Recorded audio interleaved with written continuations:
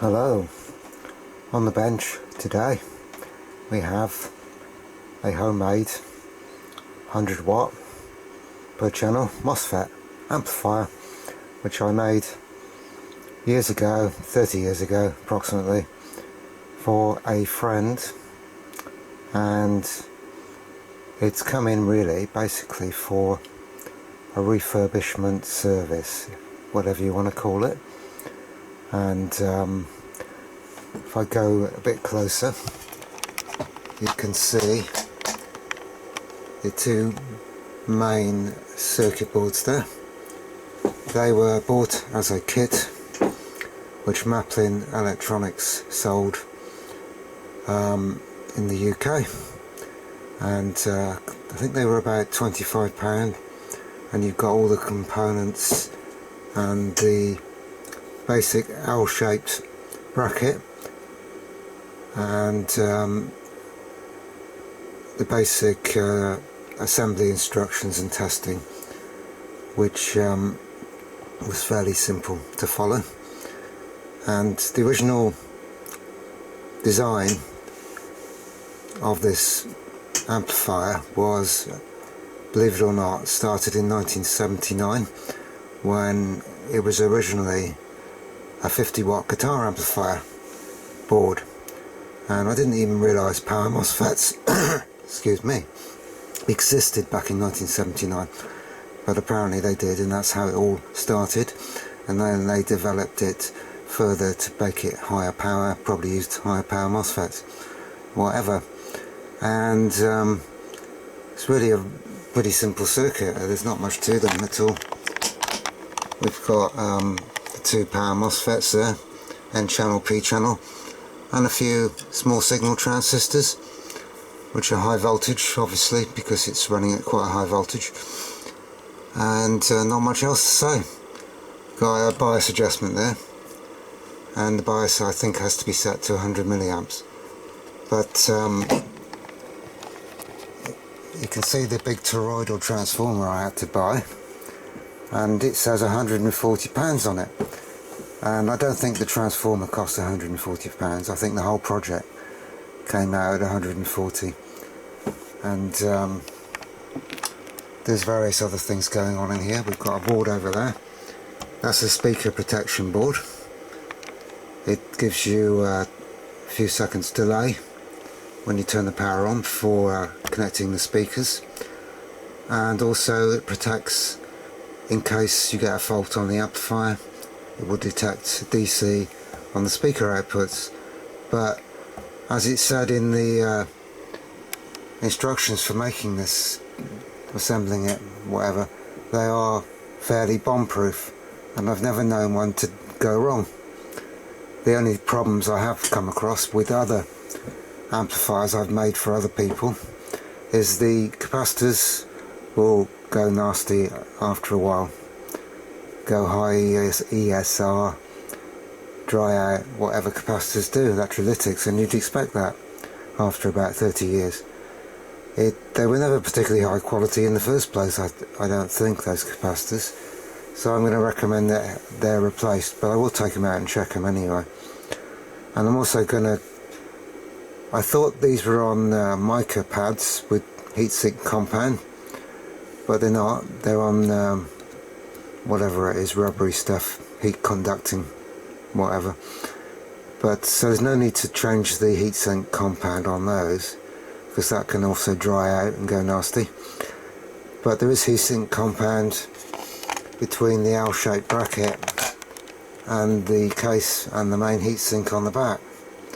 So I'm going to when I take the board out, I'll clean all the heatsink compound off the board, off the bracket, and put some fresh on there. I don't think I'll bother with the bridge rectifier because it's not suffering unduly. It's only getting about 2.5 amps going through it, and it's a 25 amp rectifier. Other things have been done to this in the past. There's a switch on the front which is no longer used. That was for switching between the internal power supply and an external plus or minus 50 volts DC, which was it was modified because this amplifier was used at a festival which I went to, and in conjunction with other amplifiers similar to this, and we were running them on a bank of batteries, 8 batteries, which will give you roughly 50 volts I suppose. So that's why it was modified with a switch on the front to switch between the AC power supply and the external DC, and that's also why we've got some relays there which I guess are sensing the DC coming in and switching in the circuit, whatever. But so I've talked to the owner of this, and I said maybe it's a good idea to get rid of these modifications. It looks a bit untidy. It's probably never going to be used again on a battery bank. That was just a one-off. It never happened again. What else is to say? Enormous great capacitors, which I'm sure are very good. They're 22,000 microfarads, and I remember they cost an absolute fortune. They were something around £38 each, I think. And because the original ones in there weren't high enough or low enough ESR, and there was a certain amount of hum audible. But I think I'll just go over to the circuit.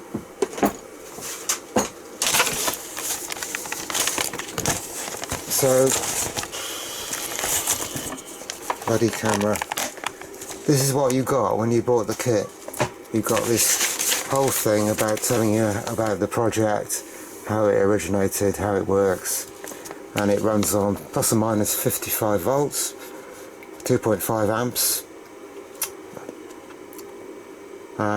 That's driving 8 ohms, or 5 amps into 4 ohms, and it's 100 watts RMS, 8 ohms, 150 into 4 ohms. Well, I should test it on 8 ohms only.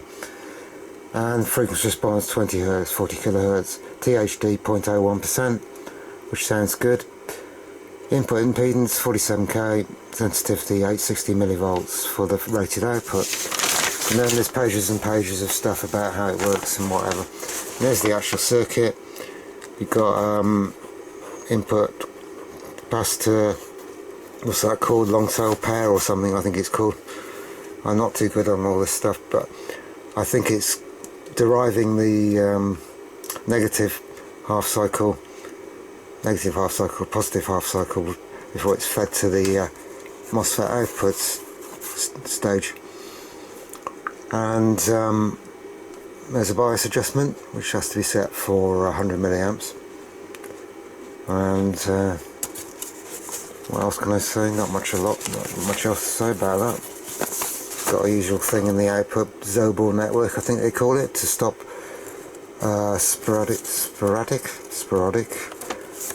spurious oscillations at high frequencies. Also an inductor which would help with that as well. And there it goes on to tell you about how the power supply should be constructed, because you didn't get a power supply with the kit, just the circuit board components, and that's it. And that was the most expensive bit really, is buying the power supply bits. You saw the enormous toroidal transformer, they don't come cheap. And there you go. And of course it's just a power amplifier, there's no preamp at all, so you have to use your own preamp. And so first of all, I think what I'm going to do before I do anything to this, like unmodifying it or taking these boards out to check the capacitors, I think I'm just going to run it out with the signal and see how it's still working after 30 years. Okay, bit of reflection on the scope screen, and what I'm going to do is I'm going to stick 1 kHz into it, and I've got my generator set to 100 millivolts. I've also got my HP audio analyzer warmed up, ready to measure output power into 8 ohms, because I've got an 8 usual 8 ohm load over there on both channels. Should have showed that first before I got the scope screen lined up. That'll have to do for the time being. So I'm going to turn it on, and then we'll hear the relay click in. And the relay clicks in, and there's 100 millivolts going in, and my audio analyzer says I've got 5 watts at the moment. So I'm going to increase the output till I get some clipping or till it explodes, and that's my audio analyzer, that's my signal generator changing ranges. So we're now going up, we've got 57 watts at the moment measuring. That's clipping there. Quickly go up to the audio analyzer, 87 watts, but now I'm going to turn that off because I don't like running it flat out. So we're getting 87 watts. Now that should have been 100 really, but let me just turn the light on again. So I was getting 87 watts, wasn't I? Well, what I'm going to do is I'm going to measure the DC rails. How should I do this? Meter in the background maybe, and I've got to find an earth point on the chassis, and I'll do it offload first with no signal. So offload with no signal. Don't know if you can see that. That's on the positive rail. That's 47 volts, and on the negative rail also 47 volts. Okay, well it did say plus or minus 55 volts ideally, so let's turn the signal generator on, and it drops down to 45 watts volts, and it's producing 87 watts, 45 volts, yeah, roughly. So I think the problem is why it's not producing the full 100 is because obviously this transformer was not high enough voltage for whatever reason. Perhaps I couldn't get one that was higher than that easily, I don't know, it's a long time ago. But 87 watts compared to 100, it's negligible. You wouldn't notice that in practice. It's absolutely insignificant. It's less than a dB probably. I think you might notice the difference between 50 watts and 100, but certainly not 87 and 100.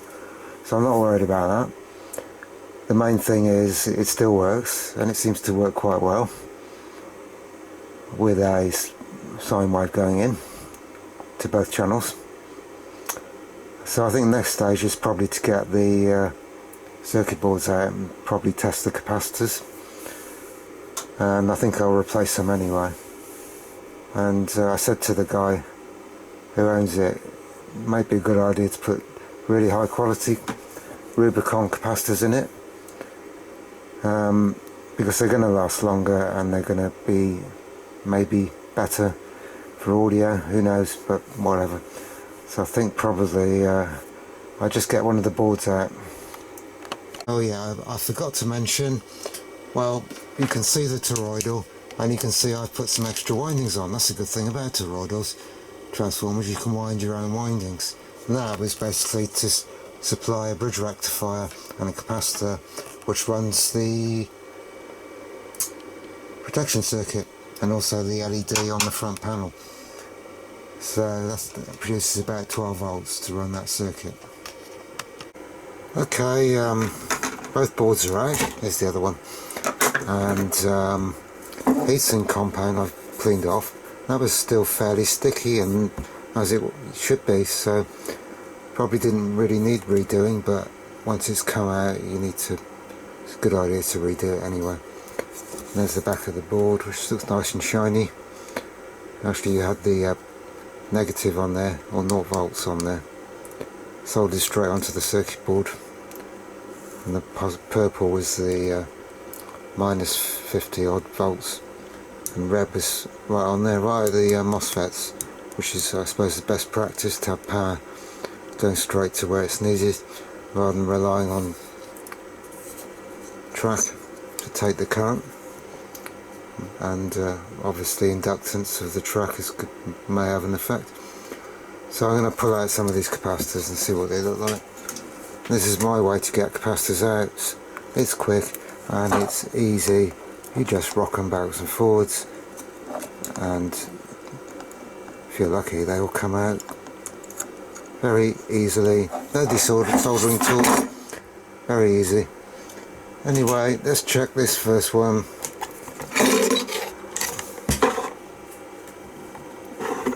So what have we got? We've got a 220 at 63 volts. See what the meter thinks of it. It thinks it's 185. It's a little bit low. Let's do its ES. 0.09. It's not too bad at all, really. I'd say that was a fairly good capacitor. Alright, let's try another one.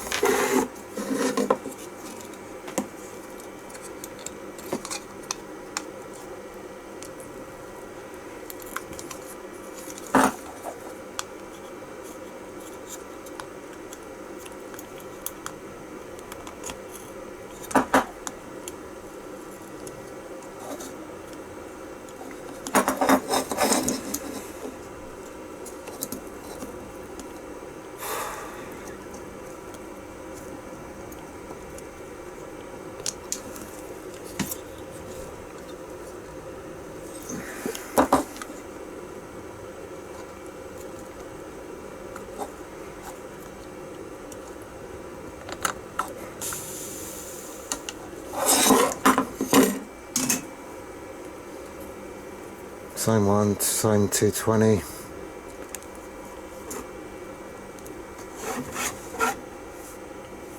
.03 ESR. Still, that's fairly good as well. 209. Should be 220. It's not far out, is it? Okay, what else we got? Got a big black one with a slight bulge on the top.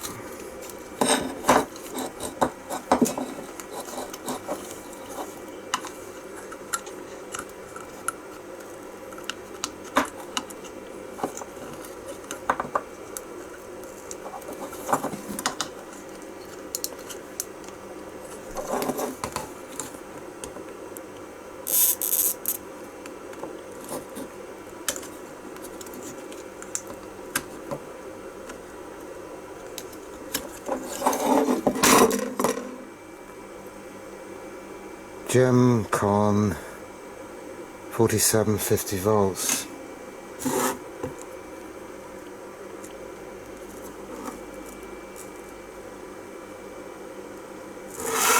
.42.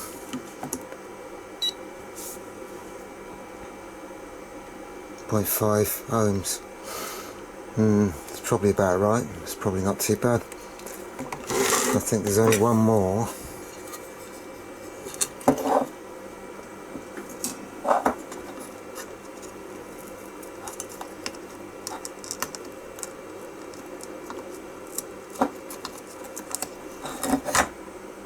That's a tiny one, 10 microfarad.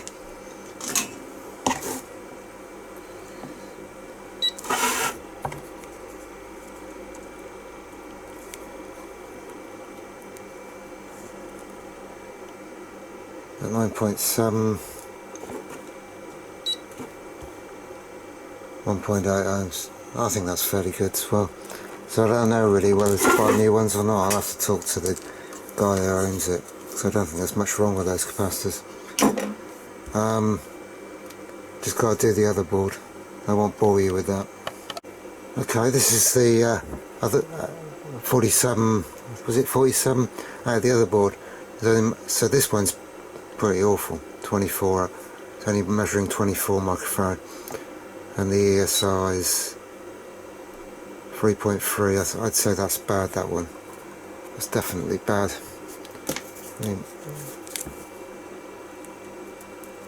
So I'm just going to mark that one, but I think really it would be a good idea to replace them all.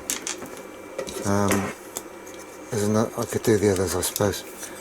The first 220 was fine on this board.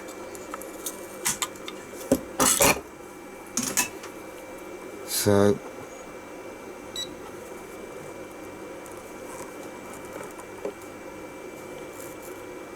210, 0.05, yeah, that's fine. That's about it, apart from the little one, which I'm not going to bother with, because that's probably not under any sort of stress. So I have to talk to the guy and see if he wants new capacitors or not. Certainly needs one new one, at least. So what I think I'll do now is unmodify it, get rid of the modification that made it work on an external DC supply. So that involves taking the switch out and finding a blanking grommet to go in there if I've got one. Because I ought to look and see if I've got one before I go any further. Well, I think I've got the right one, so that should go in there.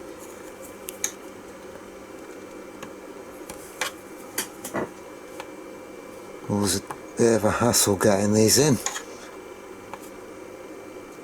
Then there's a risk of damaging the grommet, because they don't like going in. You need a blunt instrument.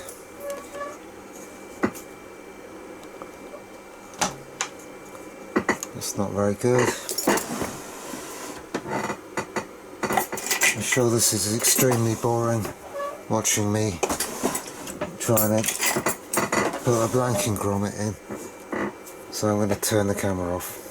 A blanking grommet went in with a bit of persuasion. I'm just going to unsolder this switch, which switched between the internal power supply and the external DC, which came in on another cable which is no longer here.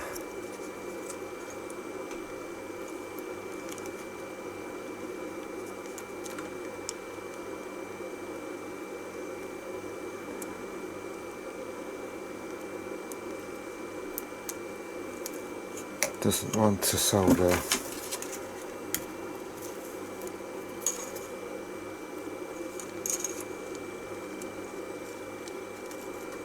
Right, switch gone. Goodbye switch. That goes in my junk drawer. And now we've got a mess of wires.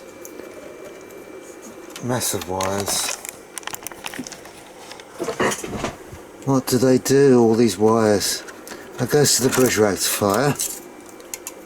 So that's the negative output from the bridge rectifier. And that will need to go to this one. I think I'm going to need a different bit on my iron. Okay, I had to swap bits again. Don't know what was wrong with the last one, but I've gone for an even bigger one now. And that wire's come off the capacitor. So this nice red one has got to go back on there. And that is no problem with my Weller doing that. And that has to go to the bridge rectifier. And if I'm really clever, I can stuff it under there, wrap it all round, make it look a bit neat. And it looks a little bit nasty. Right.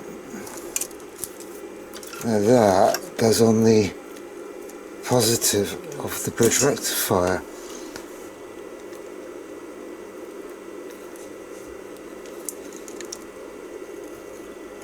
No problem at all with a new bit. Okay. So I've got rid of that rubbish. I'll get rid of this wire here, because that goes to the relays, which obviously switched in the external power. If I'm very lucky, those relays, which are glued in, will come out like that into the junk drawer, and I spy some resistors that are now doing nothing, which would have been for the relay coils to drop the voltage.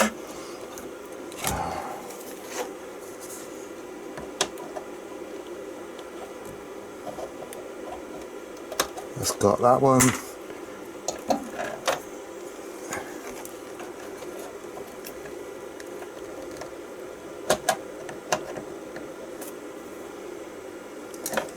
good. Resistor's gone, and that's demodified back to how it should be, and looks a bit of a mess obviously because all these wires came off the circuit boards. That's not a problem, they'll go back on easy enough. I've ordered the new capacitors, £8 for all the ones I needed, Rubicons. It's not too bad, and not much else I can do with it until I get capacitors, which will probably be a few days depending on the how quick the sellers are. So that's that for the time being. Okay, here we are again, 4 days later. Just got the new capacitors installed, new Rubicon capacitors. You can just see them there, nice little black things. And I tested the ESR on them compared to the old ones, and they were considerably better, so it can only be a good thing to do that. Also, what I've done, I've renewed the heatsink paste on the two brackets. What else have I done? Oh yeah, the relay contacts, I checked those when it was engaged, as it were, and I was getting low resistance on one, fairly low, but the other set of contacts was up around, the worst I saw was about 1 ohm, so a bit of tarnishing I think. So what I used to clean it is just a piece of card soaked in switch cleaner and rub it between the two contacts, and as you can see there's a little bit of tarnishing that's come off on the card. So all in all, I think this amplifier should be good to go for another 30 years, and in which case I probably won't be around to see it. I'll probably be long gone by then, and this will probably end up in a skip. Who knows what will happen. Now what I'm going to do next is I'm going to check the bias, and what I've done is I've had it on for a while, warming up, so it's a steady temperature, and I need an insulated pointer because there's a lot of voltage and current flying around here. What I've done is I've taken the 50 volt feed off the fuse, which goes to both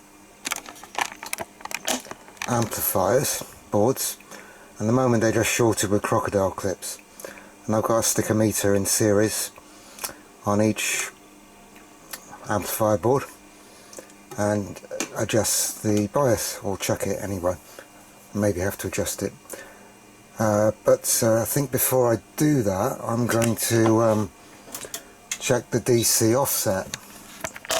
So I've got to my meter. I'm going to check the DC offset on the speaker outputs, so trying to be very careful because there's a lot of voltage and current flying around. So I've got the negative of the meter on the chassis. Now if I go on the speaker terminal, that's the speaker terminal of the right channel, I'm getting 25 millivolts, and I think it said in the data it's acceptable, 50 to 80 millivolts is acceptable, so that is fine. I'll go on to the left channel,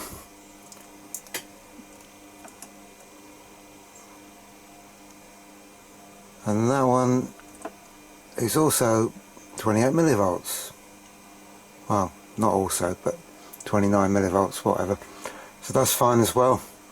There's no adjustment for DC offset, so not much you can do about it. It isn't. It's obviously a fault in the circuit board if it isn't right. So I'm going to reconfigure things because, as I said, there's dangerous voltages and large amounts of current that could be supplied from the big capacitors. So I'm going to reconfigure to get a bias reading, which okay, I'll just do that. Okay, I've now got my multimeter, handheld meter in series with the crop clips that go between the plus 50 or 47 or whatever to the left hand channel board, and I'll just go down to the oh yeah, the bias is supposed to be 100 milliamps, so it's a bit high, 130 at the moment, so it just needs tweaking down a bit. Don't know why it would have gone out, but who knows. Maybe I didn't have a very accurate meter years ago when I did this. 130 is not going to kill it, is it? So, and it's only a dodgy little pot, so it's difficult to get it exactly right. But I mean, it's going to vary anyway. So 104, 105 milliamps, that'll do fine. Right, now I've got to turn off again, turn the power supply off, turn the amplifier off, and reconnect things for the right channel. Okay, we're now on the right channel, so you won't see my hand tweaking, but you can see the meter and it's 150, so that is a fair bit over what it should be. It should be 100 obviously. 135, 100 whatever.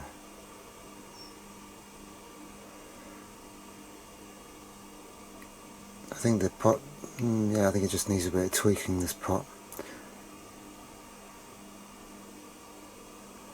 Okay, 102 is going to do, because the other one was about just over 100, the other board. I think that'll be good enough for that. So now I can solder those wires back onto the fuse holder after I've turned it off and let the capacitors discharge a bit. They take about 2 or 3 minutes. Well, no, about a minute to discharge, because there's no bleeder resistors on them, which perhaps I should have put on, but I never bothered. So yeah, and then when I've done all that, I'm going to set it all up again and just do a final test on it. Okay, I've got a signal of 1 kHz going in again, and got my audio analyzer set to read watts again, so I'm just going to take the level up till we get to clipping. I have to do this fairly quick, so I don't like to overload an amp. There's clipping, and look at the wattage, 85 watts, fine. Turn it back down again, don't like running it too long like that. 85 watts, probably could have got a little bit higher than that, but anyway, that's more than enough. So now what I want to do is check distortion, so I'm just going to turn up the generator till I get about, say, 50 watts, because I don't want to run it too high. 47, that'll do. 47 watts. So now if I switch it back into AC level, that's reading nearly 20 volts RMS. Now press distortion, and I'm getting 0.1%. I think that's fair, 0.1%. Can't remember what it said in the manual. If I turn it up a bit, the output, that's clipping again. Just below clipping, 0.5%. Turn it right down, and yeah, it stays around 0.1%. So that's pretty good, I think. So what should I do with it now to finish it off? I think I should do a frequency response test. So hang on a minute. So I've set it for this test at 20 watts output, so it's having a fairly easy time. And go back to AC level, and 1 kHz coming in from the generator. Put it into ratio mode, 100%, then into logarithmic. So that's set the reference point at 1 kHz, 0 dB. So what I'm going to do is go down to, say, 20 Hertz.